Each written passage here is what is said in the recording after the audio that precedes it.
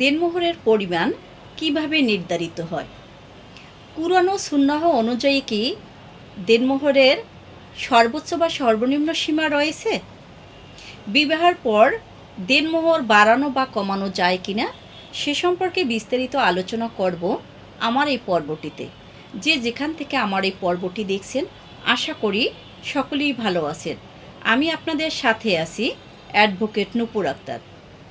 তা দেনমোহরের পরিমাণ কিভাবে নির্ধারিত হয়? পারস্পরিক সম্মতিতে বিবাহের সময় বর ও কনের পক্ষগণ একমত হয়ে দেনমোহর ধার্য করে থাকেন। তবে এক্ষেত্রে স্ত্রীর সম্মতি বাধ্যতামূলকভাবে নির্ধারণ করা হয়েছে, কারণ এটি বাধ্যতামূলক স্ত্রীর সম্মতিতেই দেনমোহর নির্ধারণ হয়ে থাকে। তাহলে পারস্পরিক সম্মতিতে। আরটা হলো যা আর্থিক সামর্থ্য অনুযায়ী, স্বামীর আর্থিক সামর্থ্য, স্ত্রীর সামাজিক মর্যাদা এবং সামাজিক যে রীতিনীতি রয়েছে এই রীতিনীতির উপরে ভিত্তি করে দেনমোহর নির্ধারিত হয়ে থাকে।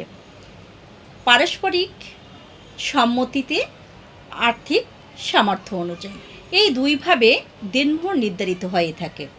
এখন কুরআন ও সুন্নাহ অনুযায়ী এই দেনমোহরের ক্ষেত্রে সর্বোচ্চ এবং সর্বনিম্ন সীমা আছে কিনা? ইসলাম ধর্মে দেনমোহরের ক্ষেত্রে নির্দিষ্ট সর্বোচ্চ বা সর্বনিম্ন সীমা নেই। বিবাহের পরে দেনমোহর বাড়ানো বা কমানো যায় কিনা? বাড়ানোর ক্ষেত্রে বিবাহের পরে স্ত্রীর সম্মতিতে স্বামী দেনমোহর বাড়াতে পারেন। তার সম্পূর্ণ বৈধ বা ইসলামেও সেটি কী করা হয়েছে, উৎসাহিত করা হয়েছে যে স্ত্রীর সম্মতিতে দেনমোহর বাড়াতে পারেন এবং এটি কি অবৈধ হবে না, বৈধ হবে। ইসলামে এটি কি উৎসাহিত করেছেন।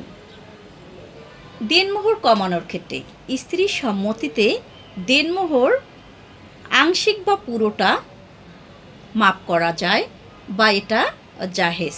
তবে এটা চাপ প্রয়োগ করে দেনমোহর কমানো যায় না, সেটা ইসলামে বৈধ নয় এবং আইনেরও বিধান নেই। তারা আমরা পেয়েছি যে দেনমোহর কিভাবে নির্ধারিত হয়ে থাকে, দেনমোহরের নির্দিষ্ট সর্বোচ্চ বা সর্বনিম্ন সীমা আছে কিনা, বিবাহের পরে দেনমোহর বাড়ানো বা কমানো যায় কিনা। আশা করি আমার এই পর্বের মাধ্যমে সবাই বুঝতে পেরেছেন। আমার এই পর্বটি দেখে বিভিন্ন আইন রিলেটেড গ্রুপে শেয়ার করে দিবেন, যারা অন্যরা দেখে উপকৃত হয়। যে কোনো সময়, যে কোনো মুহূর্তে, যে কোনো টপিক নিয়ে আপনাদের সামনে হাজির হব। আল্লাহ হাফিজ, আসসালামু আলাইকুম।